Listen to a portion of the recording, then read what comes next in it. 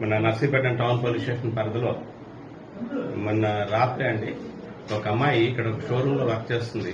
అమ్మాయి తిరిగి వర్క్ ముగించుకొని రాత్రి 7:00 ప్రాంతంలో తిరిగి తన స్వగ్రామానికి వెళ్తుండగా మధ్యలో ఒక రౌడీ షీట్ హోల్డర్ ప్లస్ ఇంకొక వ్యక్తి ఇద్దరూ కలిసి ఈ అమ్మాయిని అటకాయించి ఆ అమ్మాయికి చేపట్టుకొని అసభ్యంగా ప్రవర్తించడం అది జరిగింది.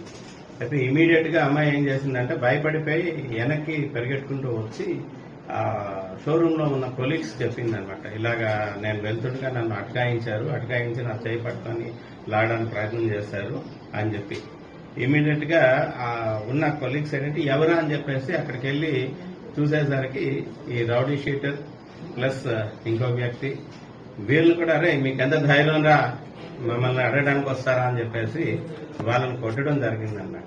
అందులో రౌడీ షీటర్ ఎవరైతే కుప్పరాల హరి, తండ్రి ముషలయ్య, వయసు 30 సంవత్సరాలు, లారీ డ్రైవర్, పెదబొడ్డేపల్లి ఈయన ప్లస్ ఈయనతో పాటు కొన్నపు కుమార్ ఎలియాస్ యేసు 42 ఇయర్స్, పెదబొడ్డేపల్లి, నర్సీపట్నం కూడా. ఈ కుప్పరాల హరి గురించి ఇమీడియట్ గా మన టౌన్ ఇన్స్పెక్టర్ గారు, సబ్ ఇన్స్పెక్టర్ గారు వీళ్ళంతా కూడా వెళ్లి ఈ రిపోర్ట్ రాగానే ఎఫ్ఐఆర్ ఇష్యూ చేసి ఈయన అదుపులోకి తీసుకోవడం జరిగింది. ఇద్దరిని కూడా ఈ హరి మీద వెరిఫై చేస్తే 7 కేసులు ఉన్నాయండి. ఈయన మీద పెండింగ్ ఉన్నాయి. మన నర్సీపట్నం టౌన్ పోలీస్ స్టేషన్ లో ఈయన మీద రౌడీ షీట్ కూడా ఉంది.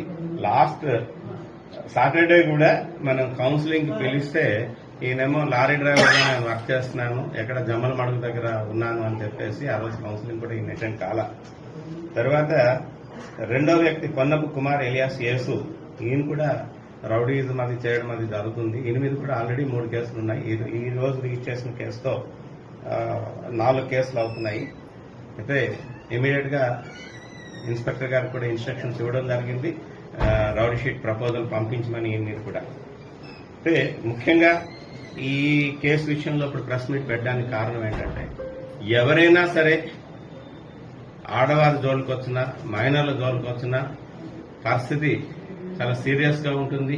పోలీస్ యాక్షన్ అన్నది చాలా సీరియస్ గా ఉంటుంది అని అందరికీ ఒక హెచ్చరిక పంపించడానికి గాను ఈ రోజు ఈ ప్రెస్ మీట్ ఏర్పాటు చేయడం జరిగింది. ఎవరైనా సరే, నాట్ ఓన్లీ రౌడీ షీటర్స్, ఎవరైనా సరే మహిళలపై అఘాత్యాలు చేసినా, మైనర్లపై ఎటువంటి అకృత్యాలు చేసినా ఇమీడియట్ గా మేము దాని మీద యాక్షన్ ఇనిషియేట్ చేయడం, వాళ్ళ మీద చట్టపరంగా ఏమేమైతే చర్యలు తీసుకోగలమో ఆ చర్యలన్నీ కూడా తీసుకోవడం జరుగుతుంది. ఆల్రెడీ మీ అందరికీ కూడా లాస్ట్ ప్రెస్ మీట్ లో కూడా చెప్పడం జరిగింది. ఒక డీసీ షీట్ హోల్డర్ రౌతు మల్లేష్ మీద ఆయన ఉన్న కేసులకు గాను ఆల్రెడీ పీడీ యాక్ట్ పెట్టడం జరిగింది. ఆయన్ని అది కూడా కలెక్టర్ గారి పర్మిషన్ తీసుకుని కలెక్టర్ గారి ఆర్డర్స్ ప్రకారం ఆ పీడీ యాక్ట్ కాపీస్ సర్వ్ చేసి ఆయన్ను రిమాండ్ లో ఉన్నాడు.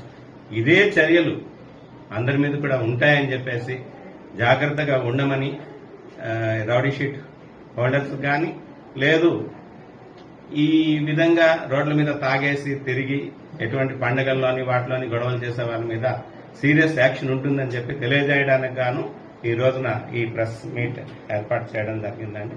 ఇప్పుడు కూడా ఈ ముద్దాయిల్ని మ్యాజిస్ట్రేట్ గారి ముందు ప్రొడ్యూస్ చేసి బైండ్ ఓవర్ కూడా చేయడం జరుగుతుంది. రీసెంట్ గా అందరు రౌడీ షీటర్స్ ను కూడా మా జిల్లా ఎస్పీ గారు తుహిన్ సిన్హా ఐపీఎస్ గారు బైండ్ ఓవర్ చేయమని చెప్పేసి చెప్పడం జరిగింది. బట్ ఆ బైండ్ ఓవర్ క్రమంలో చాలా వరకు బైండ్ ఓవర్ చేస్తాం. అదృష్టవశాత్తు ఈయన మిస్ అయిపోయాడు. అదే కానీ ఉండేలాగుంటే వెంటనే ఇమీడియట్ గా నేరంలో పాల్గొన్నందుకు గాను సుమారుగా 1,00,000-2 లక్షల రూపాయలు అమౌంట్ కూడా, బాండ్ అమౌంట్ కూడా పర్ఫిట్ చేయడం జరిగేదన్నమాట.